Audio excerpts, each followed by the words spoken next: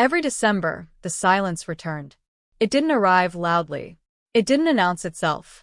It simply settled into my apartment like cold air slipping through a cracked window, quiet, persistent, impossible to ignore. No calls. No messages. No invitation. My family gathered every Christmas at my parents' house, just as they had every year since I was a child. I knew the routine by heart.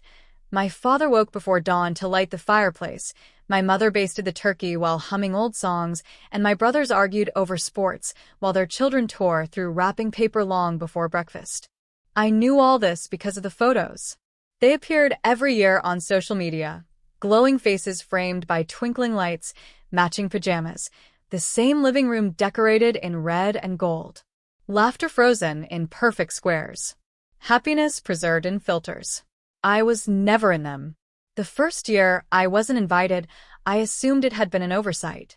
The second year I told myself they thought I was too busy with work.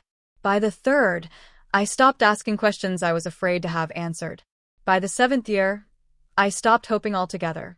Still, every Christmas Eve, I found myself sitting on my worn gray sofa with a carton of takeout growing cold in my lap, the blue glow of my phone lighting the dark room.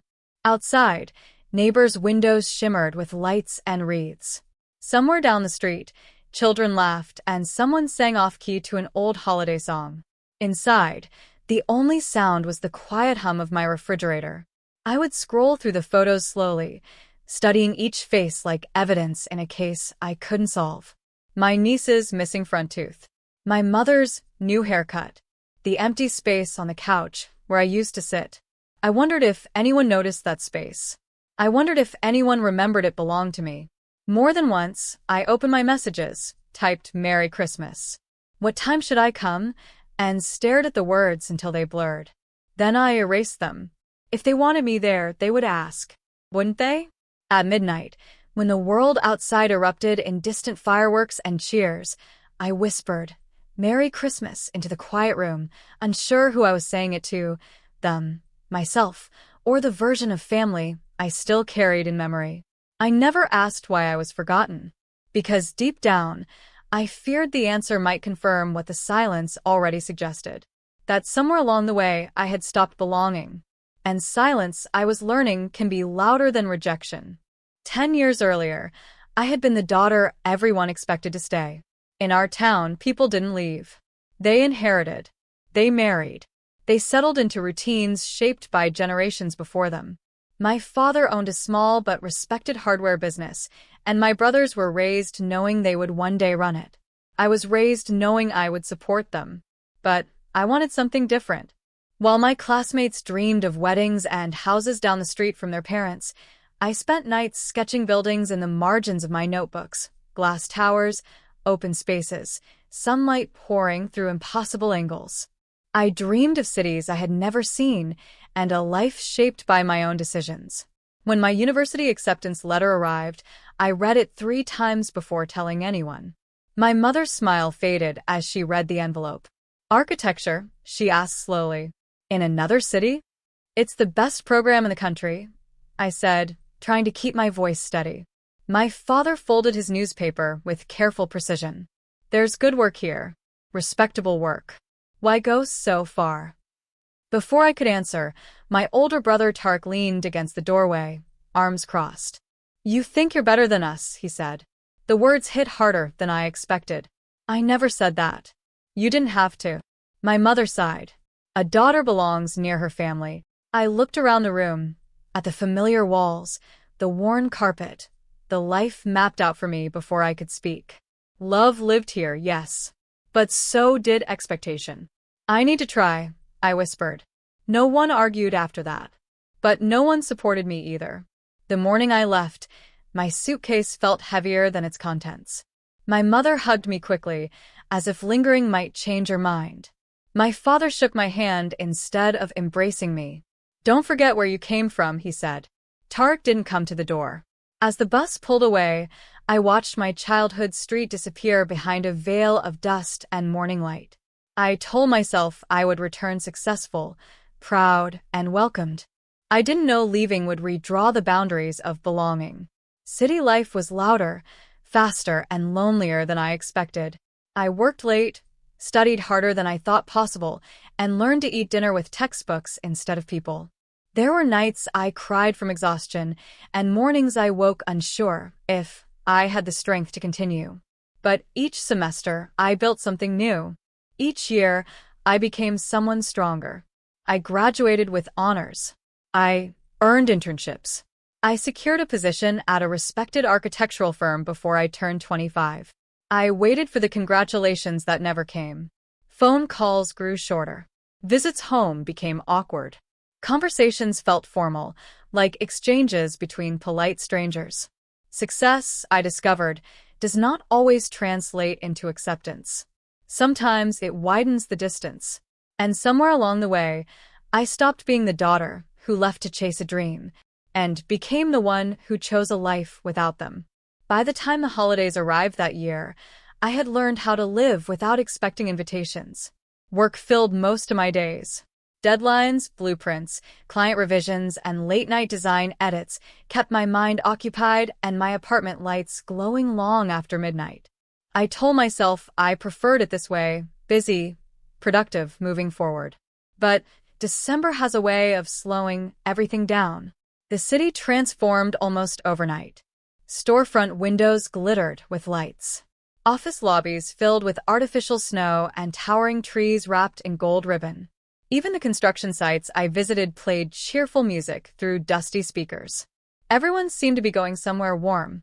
Everyone seemed expected. One evening, after returning from a long site visit in freezing rain, I dropped my keys onto the kitchen counter and sank into the couch without turning on the lights. The room felt colder than the weather outside. Out of habit more than curiosity, I opened social media. The first photo appeared instantly. My family's living room glowed beneath strands of warm, white lights. My father stood near the fireplace carving turkey, smiling in a way I had not seen in years. My mother leaned toward the camera, her hand resting proudly on my niece's shoulder. Behind them, my brothers laughed at something just outside the frame. They wore matching red pajamas. It was a tradition we started when I was 12. I stared at the photo longer than I meant to. The couch looked fuller. The room looked smaller. The empty space where I used to sit had been filled by a decorative pillow embroidered with snowflakes. The next photo showed the children decorating cookies. Another showed gift boxes stacked beneath the tree. A video clip captured laughter so loud I almost felt I could hear it through the screen. I searched each image instinctively, as if I might appear in the background by mistake. I never did. Then I noticed a comment from my niece beneath the photo. "Wish everyone could be here, red heart." My chest tightened. Everyone. Such a simple word. Such a complete exclusion. I tapped the comment and began typing. "I miss you." I erased it. Typed. "Maybe next year." Erased again. What would I even be responding to? An invitation that wasn't there. I locked my phone and set it face down on the table, but the laughter from the video seemed to echo in the quiet room. Outside, a group of neighbors walked past my window carrying wrapped gifts, their breath visible in the cold air. Someone slipped on the icy pavement, and everyone burst into laughter. Warmth existed everywhere. Just not here. I pulled a blanket around my shoulders and leaned back into the couch, staring at the ceiling where faint reflections of passing headlights drifted like slow-moving stars. I told myself it didn't matter. I told myself I had chosen this life. But deep down, a quieter truth lingered. There is a difference between being alone and being left out. And each year, I was learning that difference more clearly. By the 8th year, I told myself I wouldn't wait. I said it out loud while brushing my teeth on Christmas Eve morning, as if hearing the words might make them true. "I have plans," I muttered to my reflection. The reflection didn't look convinced. Work ended early that day. Most of the office had emptied before noon, colleagues leaving with armfuls of gifts and cheerful goodbyes. "Heading to family?" one coworker asked while pulling on her coat. "Something like that," I replied. It was easier than explaining. By late afternoon, the city streets grew quieter, traffic thinning as if everyone had found their destination except me. Snow began to fall, soft, slow flakes drifting under streetlights and settling along sidewalks in delicate white layers. Back in my apartment, I placed my phone on the coffee table and turned the volume all the way up. I told myself it was only so I wouldn't miss work calls. Still, I kept glancing at it. I heated soup I didn't feel like eating. I turned on a holiday movie and didn't follow the plot. I rearranged the same stack of mail 3 times. The minutes passed with painful slowness. 6:12 p.m. 7:03 p.m. 8:47 p.m. The phone remained silent. I picked it up once, scrolled through contacts, paused at Mom, and locked the screen again. If they wanted me there, they would call, wouldn't they? At 9:30, I sat on the couch with a blanket wrapped tightly around me, listening to distant laughter drifting through the hallway from another apartment. The scent of roasted meat and spices seeped faintly through the walls, a reminder that celebrations were unfolding all around me. I checked my phone again. Nothing. By 10:58, I stopped pretending. The waiting had become heavier than the disappointment. Midnight arrived with a sudden eruption of sound. Fireworks cracking somewhere beyond the buildings, cheers echoing through the streets, car horns celebrating the arrival of Christmas. The city welcomed the holiday. My apartment did not. I swallowed against the tightness in my throat and whispered into the quiet room, "Merry Christmas." The words fell flat against the walls. In that moment, something inside me shifted, not with the sharp pain I had come to expect, but with a quiet stillness. A door closing. Not broken. Not shattered. Finished. I reached for the remote and turned off the television. The room fell into darkness except for the faint glow of snow reflecting light through the window. I no longer expected the phone to ring. And strangely, when I stopped waiting, the silence lost some of its power. Outside, snow continued to fall, covering streets, rooftops, and footprints alike, softening edges, erasing traces, making everything look new again. I watched until my eyes grew heavy. And for the first time in years, I fell asleep without hope, but also without the ache of waiting. The following year, December arrived without ceremony. No expectations. No silent waiting. No phone placed carefully within reach. Winter came and settled over the city, but inside me, something had changed. The ache that once accompanied the holidays had dulled into something quieter, not quite peace, but no longer pain. Instead of counting the days until Christmas, I filled them. When a senior architect asked if anyone would take on an abandoned resort redesign in a remote mountain region, a project others avoided because of its complexity, I volunteered before he finished explaining. "You know it'll mean long nights," he warned. "I don't mind," I replied. Long nights meant fewer empty ones. Soon my calendar overflowed. I accepted difficult clients, tight deadlines, and projects scattered across time zones. My apartment lights glowed past midnight, blueprints covering every surface, pencils tucked into my hair, coffee growing cold beside my elbow. There was comfort in the rhythm of work. Measure, sketch, revise, build. Unlike relationships, buildings made sense. If something was unstable, you reinforced it. If something didn't align, you adjusted the structure. Problems had solutions. Effort produced results. By mid-December, I stopped opening social media altogether. The first year it had felt like resistance. The second year, relief. Without the glowing images of family gatherings, my evenings felt quieter, cleaner, free from comparisons I never chose to make. One snowy evening, after finalizing a design proposal that had consumed 3 weeks of my life, I logged into my bank account to review a payment transfer. I stared at the total longer than necessary. The number reflected more than income. It reflected late nights, sacrifices, perseverance, and years spent building something from nothing. Independence has a weight to it. Not heavy, solid. Real. I leaned back in my chair and allowed myself a rare moment of stillness. No one had handed me this life. I had constructed it line by line. On December 24th, I worked until nearly midnight. Outside my office window, snow drifted slowly under the glow of streetlights. Somewhere below, laughter echoed as people hurried toward warm homes and waiting families. I shut down my computer, gathered my coat, and stepped into the quiet corridor. There was no rush to get home. No dinner waiting. No one expecting me.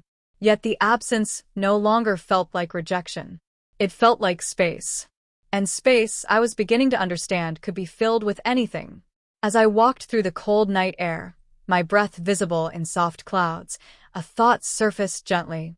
What if the holidays didn't have to be something I endured? What if they could become something I chose? The idea felt unfamiliar, almost fragile. But for the first time in years, December didn't feel like a reminder of what I lacked. It felt like the beginning of something I had yet to design. And I had always been good at designing new beginnings. It appeared on an ordinary morning. No dramatic music. No sudden realization. Just a small rectangular advertisement tucked between emails and project updates while I reviewed site plans with my first cup of coffee. Mountain property for sale, secluded location, panoramic views, private access road. Normally, I ignored ads without a second glance. My days were structured, efficient, and focused. But something about the photograph made my cursor stop moving. Snow-covered peaks stretched into a pale winter sky. Tall pines framed a stone house perched above a valley filled with mist.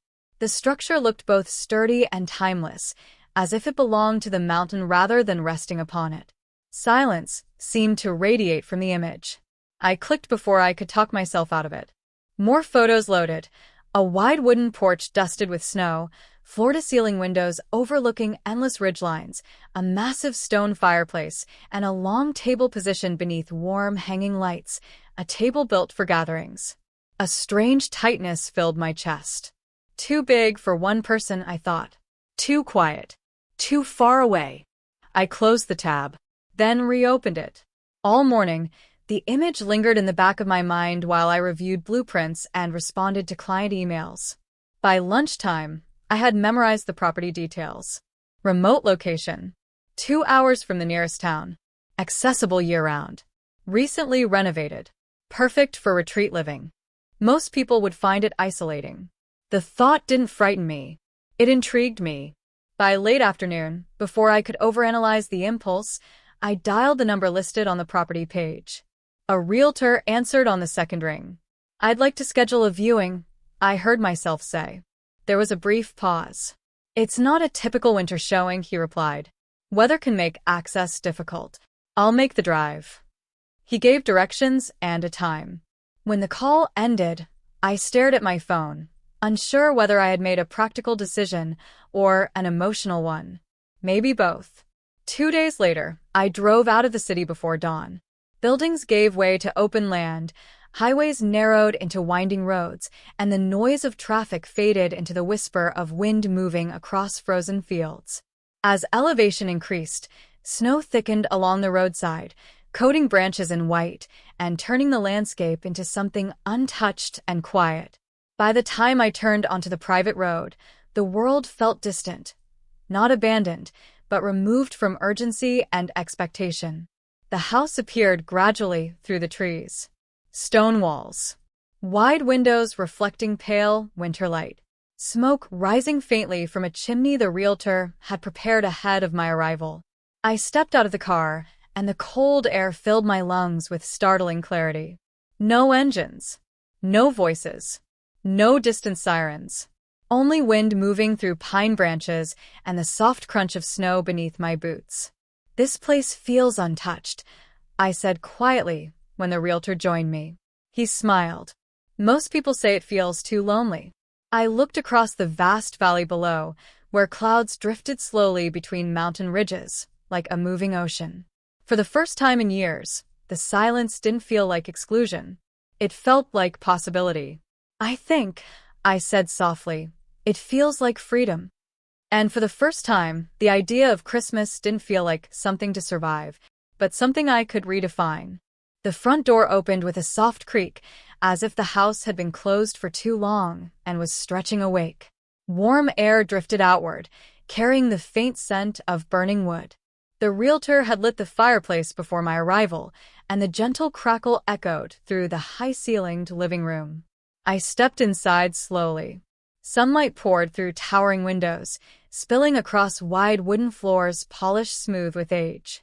The stone fireplace rose from floor to ceiling, solid and grounding, its warmth filling the space without effort.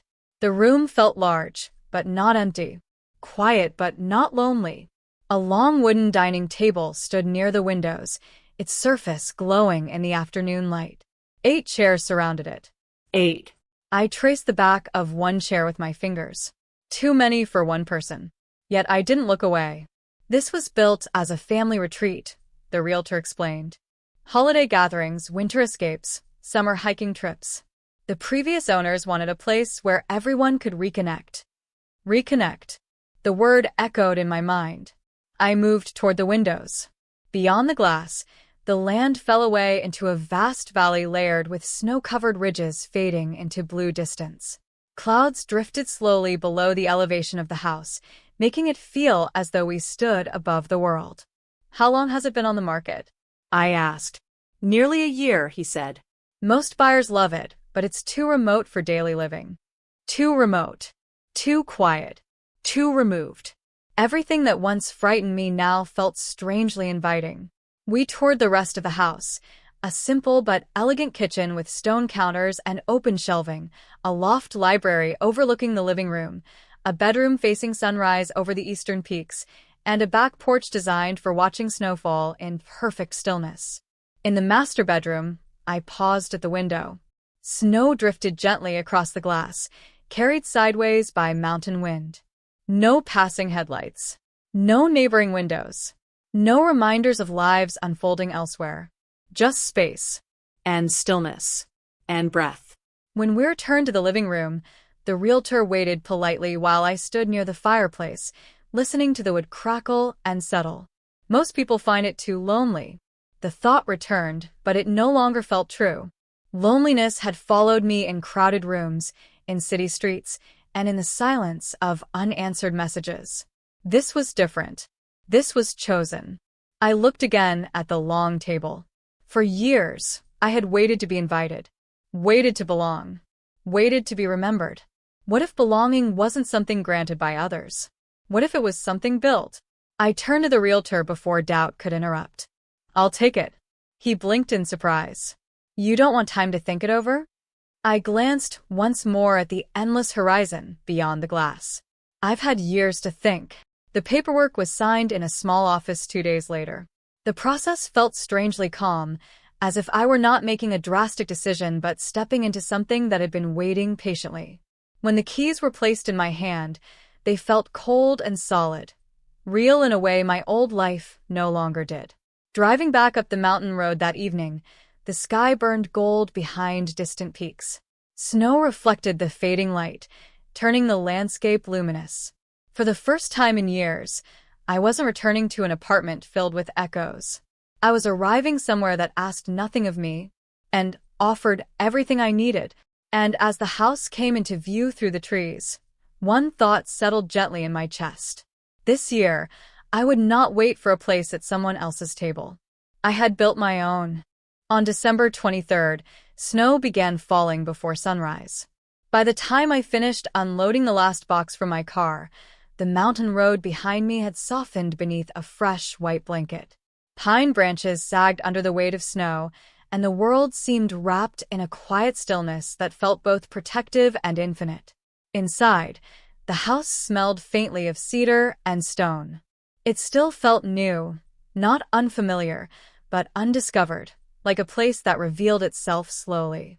I set boxes on the long wooden table, strands of warm lights, pine garlands, candles, fresh bread, vegetables, and a small wrapped package addressed in my own handwriting.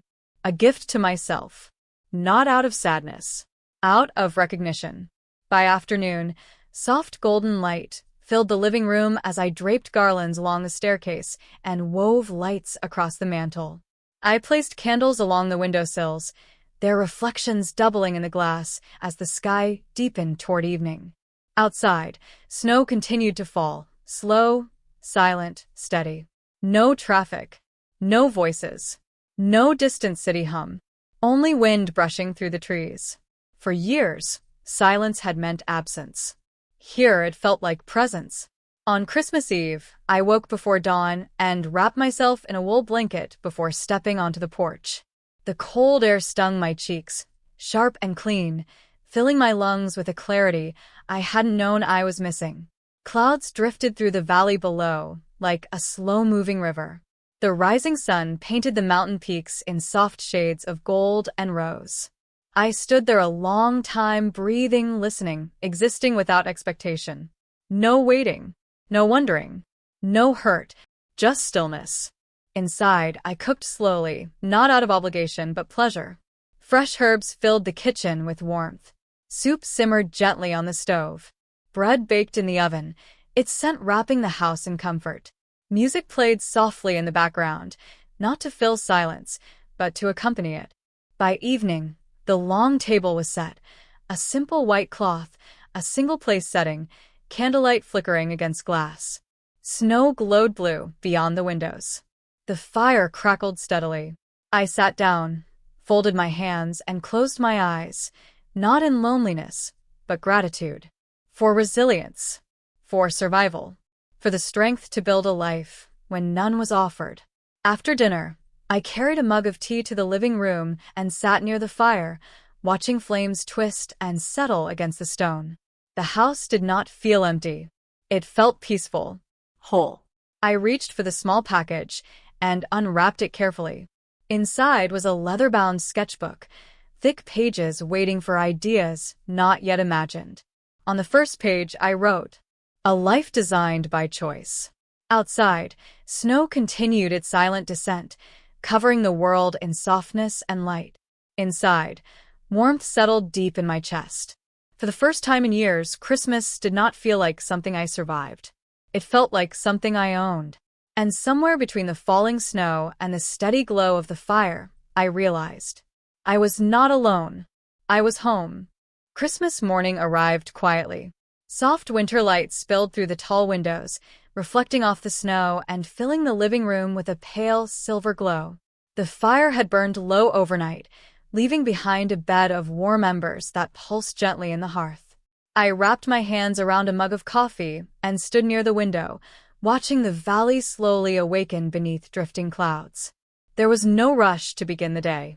No schedule. No obligations waiting on the other side of the morning. Only stillness. And peace. Then my phone buzzed. The sound startled me. I turned, staring at it on the table as it vibrated again and again and again. For a moment, I considered ignoring it. The quiet I had built here felt fragile, like fresh snow untouched by footprints. But curiosity, and something deeper, pulled me toward the screen. 12 new messages. All from family. My chest tightened as I opened the thread. Aunt Farah, Merry Christmas. We miss you. Cousin Imran, where are you this year? Sanaa, Mom thought you were busy again. Tariq, you could have told us you weren't coming. I stared at the last message the longest. You could have told us. For years, I had believed they chose to leave me out. For years, they had believed I chose to stay away. Silence had built a wall neither side crossed. The phone rang. Mom calling. My thumb hovered over the screen as my heartbeat quickened. I hadn't spoken to her for more than a few polite minutes at a time in years. The ringing stopped, then started again. I answered. Her voice arrived fragile and uncertain. Hello. I'm here, I said softly. A long pause followed, filled with breaths we didn't know how to bridge. We thought you preferred spending the holidays in the city, she said. You always sounded busy. Independent. I didn't want to pressure you. I thought I wasn't invited, I admitted. Another silence, heavier this time. Oh, she whispered. In that single word lived years of misunderstanding. I waited for a call, I said. We waited for you to say you were coming. Snow slid softly from the roof outside the window, breaking the stillness like a gentle reminder of time passing. I'm not in the city this year, I told her. Where are you? I looked out across the endless mountains glowing beneath the winter sun. In the mountains, I said. In my own home. There was surprise in her breath. Then something warmer. You bought a house? Yes. I wish I could see it. The words landed softly. Not an expectation, Not an apology, but something like longing. After we hung up, more messages arrived. Photos from that morning. Children opening gifts. My father smiling beside the tree.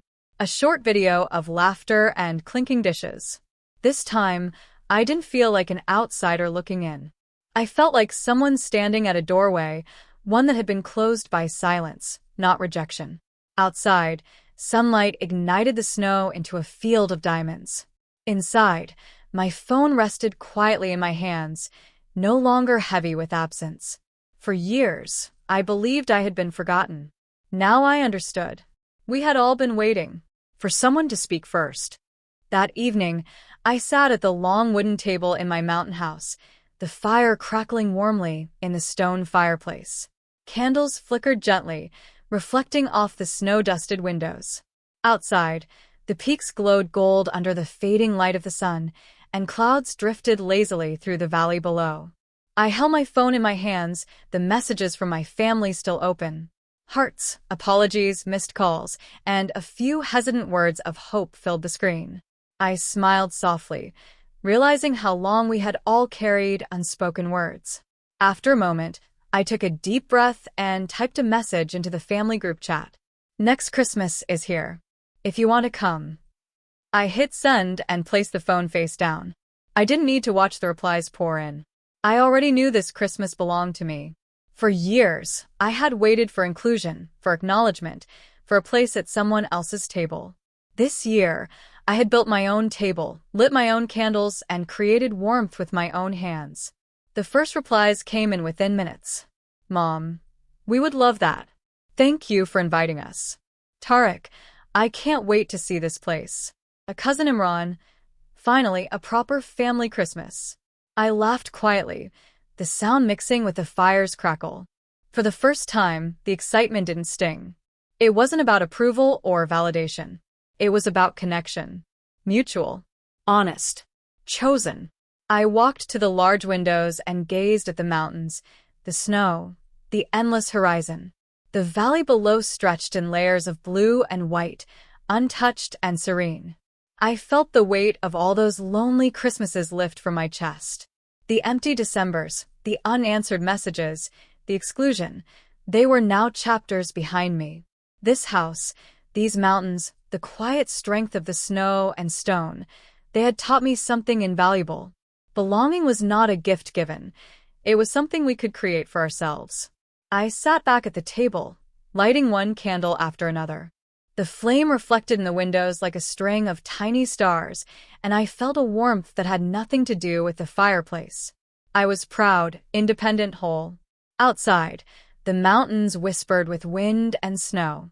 Inside, I imagined laughter filling the house, my own laughter, my family's laughter, and I realized it would no longer be just a memory on a screen. I closed my eyes, letting the quiet of the mountains fill me. And in that stillness, I made a promise.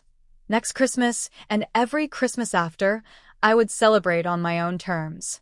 But this year, I would also open the door, should they wish to walk through it. Because for the first time, I understood. Home is not just a place. It is courage. It is choice. It is the fire we build for ourselves and the light we decide to share with others. And as the stars appeared over the mountain peaks, I whispered softly to the quiet valley below. This is my Christmas, my table, my home, and I am finally, truly here.